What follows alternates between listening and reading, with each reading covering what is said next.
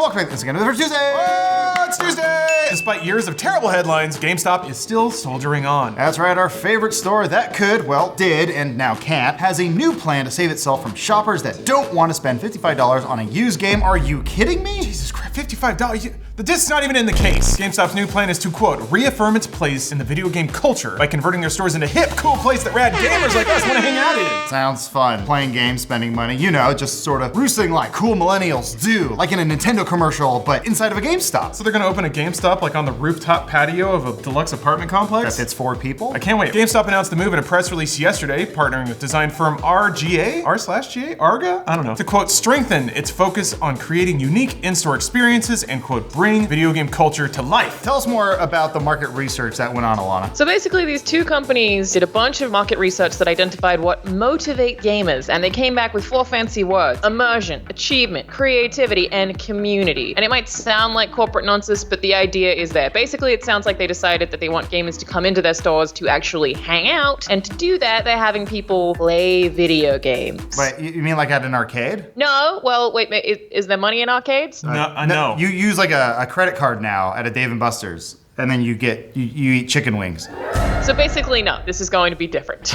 It's supposedly going to be more like about trying new games before you buy them. I know, Lawrence, you and I both worked in GameStops. They used to have every Nintendo DS system, basically so that people could walk up, try the latest games before they would buy them. So I imagine we'll have more stuff like that, probably with more and different consoles loaded up with as many new games as they can get on them. More demo stations, those are popular. It's a trip down memory lane. The first time I ever played Halo was on a giant Duke controller inside of an EB Games. And probably you can charge for that, I'm guessing. So if you're a publisher, you gotta pay to get your stuff on the floor of GameStop, which matters if they actually have foot traffic, but we'll see. I actually got my job at GameStop because I finished a game. I went in there every afternoon for a full week and finished a game. I was one of those shitty teenagers. Wow. And they offered me a job. Damn, I didn't know that actually worked. Man, Yeah. Cinderella 2000. Yeah, right? Mm-hmm. That's Ready Player One over there. While that actually can be cool for community purposes, I guess, I actually did meet some cool people, both working in and being a patron of GameStops. Everyone who's worked at a GameStop will know employees are going to have to do a lot more babysitting because of this. People just blatantly leave their kids in stores while they go shopping. It's insane, so enjoy more of that, I guess, especially if you're legitimately trying to convert it into a community center. Also, there's a whole thing of getting people to leave stations if demos aren't timed. It's actually really hard. But hey, you know, they'll figure it out, right? How'd you guys do it back in the day? Well, my version of Alana was a dude with a real thick accent and a very thin beard. He was cool, except he would get into it and start chirping. He'd just make like little bleeping blurp sounds while he was playing Call of Duty, and it got a little uncomfortable, I'm not gonna lie. The chosen people. Tell us more about this deal, Alana. In one move that I think is pretty smart, they're also planning to bring back retro games with some stores that will solely sell retro games and hardware. That has failed for them before, but their retro prices do tend to be pretty fair compared to a lot of the rest of the market, and I don't think they've ever had stores that explicitly specialized in that one thing. So maybe if they've also got retro gaming collectibles, they can function like galleries, sort of like they do in Akihabara, Japan, which nerds love. I would go to more of those stores and look at the same things I've already looked at before. I'm a sucker for it. Like games that I don't necessarily want to buy, but I just like looking at. Yeah. The problem with that is, boy, GameStop does not have a good track record of taking care of their inventory. They treat their used games like crap. I was one of the nerds that would like try to shrink wrap used games and then put the price sticker on the outside, which is how they do in Japan. There's a weird reverence of old games there, but I don't expect GameStops to be selling, you know, like pristine cartridges and in box with manual and all that stuff. It's just gonna have Sharpie marker and like labels teared off of it and stuff. Some kid dumped chili on this copy of Earthbound for Super Nintendo, so enjoy that. Well, if the retro aspect isn't working for them, they're also planning to have store concepts that offer competitive sessions in homegrown e-leagues, which is probably because they recognize how hard everyone else is chasing that hot esports money. They're just scooping up all the investment capital they can find. Sounds like stores are gonna have to be way bigger and maybe multiple stories, because right now it's hard to imagine an esports tournament fitting inside our little corner GameStop store. I mean, maybe renovations is an understatement. Maybe they're just gonna expand their storefronts to actually house all these tournaments. Maybe they'll just dedicate one station as the gamer zone where they run all the tournaments. No space for it? Who cares? That's not our problem. Let the register biscuit we pay minimum wage try to figure it out. Yeah, Alana, we know how that is. Yeah, shout out to anyone that put their time in GameStop or any other games retail. It is a job that you do for the love of it and nothing else, because you work a lot of overtime and people vomit on the carpet and they're all really rude and someone's mom gets really angry at you because you wouldn't sell their kid an R-rated video game, and it's a whole thing. But dedicated store space to gaming competitions feels like GameStop is just keeping the door open a crack so they can make deals with esports outlets thirsty to spend venture capital somewhere. Yeah, I mean, is this a reasonable bet, Alana? Well, I mean, there's tons of money flowing through esports opportunities these days, and you can bet GameStop is thirsty for deals that involve them hosting competitions at their network of stores. You can bet headlines like Drake's esports team 100 Thieves raises 35 million, cause cash-starved executives to salivate like dogs. So yeah, it doesn't take a lot of imagination to picture GameStop running promotional Call of Duty tournaments in and around the launch of new games, maybe possibly sending winners to compete in the Call of Duty World League, but not before selling them 18 Funko Pops and a yellowing Super Nintendo. Yeah, you gotta give it a little chemical bath if you wanna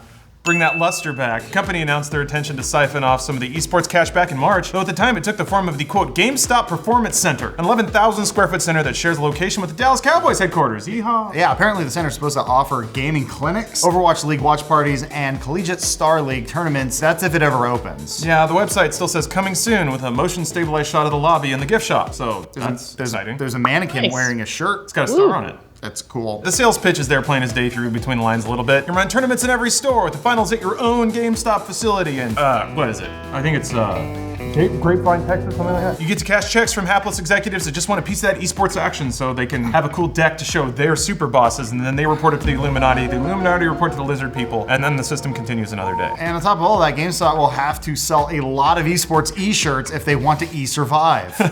Yeah, the company has not been doing great, and recent headlines have been even worse for it, right, Alana? Yeah, so GameStop stock closed at 4.75 on July 15, which is down almost 70% from their share price of 15.22 a year ago, and this comes after a disastrous quarterly report in June, where nearly every revenue stream continued to decline into the gutter. Hey, let's run down those results. The greatest hits of GameStop here. Hardware sales down 35%. Software sales down 4.3%. Accessory sales up 0.6%. Pre-owned sales down 20%. Ooh, digital sales down 10%. Have digital sales?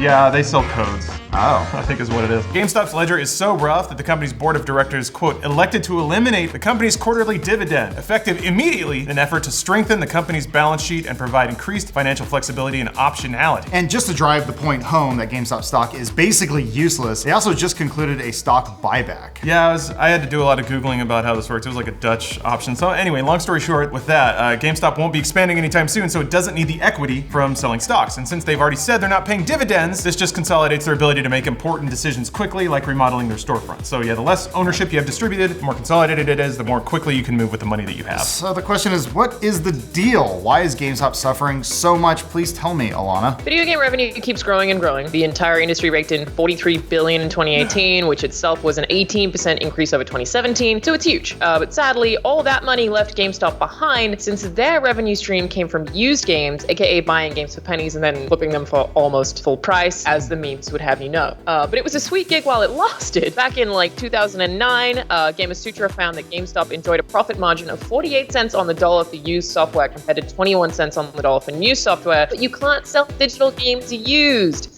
Unless you're G2A. Oh, that's a whole other story that we don't want to do this week unless we have to. Yeah, we'll see if the news cycle slows down enough that it's time to dip back into G2A well. Alana's right, the shift away from physical discs caused GameStop's used game revenue to drop year over year, dating all the way back to 2015. Yeah, so it's kind of weird. If we're being honest, this remodel starts to make a lot of sense when you consider the limited assets at GameStop's disposal right now. They don't have a lot of options. Yeah. They have tons of physical locations and no more used inventory to sell, so why not pivot those locations to another purpose? That purpose being esports, because that means free money in 2019 for some reason. If it works, they can collect fat esports checks for running launch day tournaments for new releases, get kind of paid double by getting foot traffic into the stores, and then yeah, that's when you hook them with Funko Pops and retro games, which they probably have warehouses full of, so they gotta move it sometime. Yeah, we're not saying that this will work, but you can start to see the business sense behind the moves once you appreciate the situation GameStop is in, and I don't know, I think we appreciate this pretty well. We're in a sort of industry that changes all the time, Yeah. and we're only getting older, so hey, can't wait to start a cooking channel.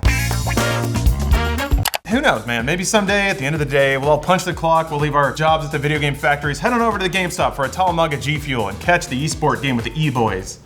Can't wait. Alana, you gonna hang out at the esports GameStops? Absolutely, yeah, can't wait. The one thing that I do want to point out about that is that I've had people who work in esports, like executives, tell me that there isn't actually that much money in esports. They've just faked it very well. Yes, that's absolutely So we'll see true. how well that works out. Yeah, that was a bit much to bite off for this particular story, but yes, there is a hyper overvaluation of esports, which is great because all the Johnny-come-latelys like GameStop are going to get into it and realize there's actually no money. GameStop, if you're listening, buy fidget spinners. They're hot now, they'll be hot forever. They spin like forever. Wait, can we do esport fidget spinner competitions? And with that, I'm out. Ad read.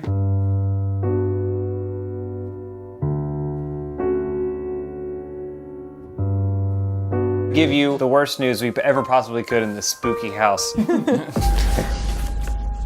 Everyone's favorite gaming retailer, GameStop, is not doing so hot. We're talking like end of Infinity War. Thanos made a snap. Half of GameStop's money disappeared. Maybe a little bit more than that, too. Since last fiscal year, they are down 3%.